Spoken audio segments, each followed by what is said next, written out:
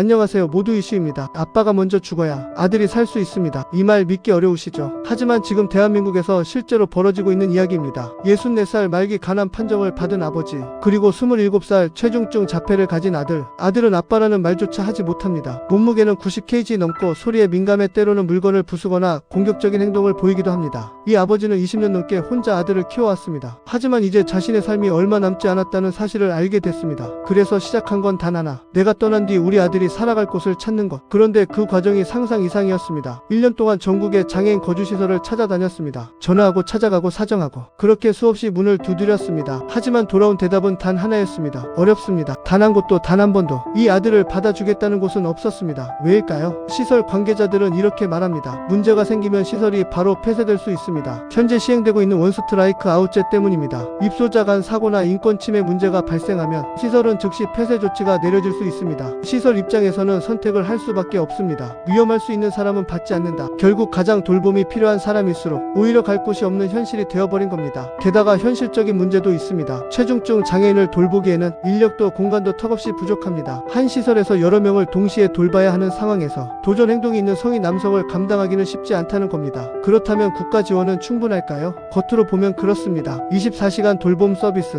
월 최대 480시간 활동 지원. 하지만 이 아들에게는 해당되지 않습니다. 이유는 단 하나, 움직일 수 있기 때문입니다. 움직일 수 있으면 지원 시간이 대폭 줄어듭니다. 의사소통이 전혀 되지 않아도 자해나 타해 위험이 있어도 기준에 맞지 않으면 충분한 지원을 받을 수 없습니다. 그리고 가장 충격적인 사실, 긴급 돌봄 서비스는 아버지가 사망해야 시작됩니다. 지금 살아서 버티고 있는 동안에는 아무 도움도 받을 수 없는 구조입니다. 이 아버지는 결국 말합니다. 왜 하필 지금 이런 제도가 생긴 걸까? 받아만 주면 감지덕지입니다. 이건 단순한 한 가정의 이야기가 아닙니다. 비슷한 상황에 놓인 가족들은 전국에 존재합니다. 그리고 모두 같은 불안을 안고 살아갑니다. 내가 죽으면 우리 아이는 어떻게 될까? 현재 우리 사회는 탈시설을 이야기합니다. 시설이 아닌 지역사회에서 살아가야 한다는 방향입니다. 하지만 현실은 어떨까요? 갈 곳도 돌봄도 인력도 부족한 상황에서 가장 취약한 사람들은 오히려 더 깊은 사각지대에 놓이고 있습니다. 누군가는 말합니다. 시설을 늘리는 건 답이 아니라고. 또 누군가는 말합니다. 지금은 선택지가 그것뿐이라고. 하지만 분명한 건 하나입니다. 지금 이 순간에도 어떤 부모는 자신의 죽음보다 남겨질 자식의 미래를 더 두려워하고 있다는 사실입니다. 여러분은 이 현실 어떻게 생각하시나요?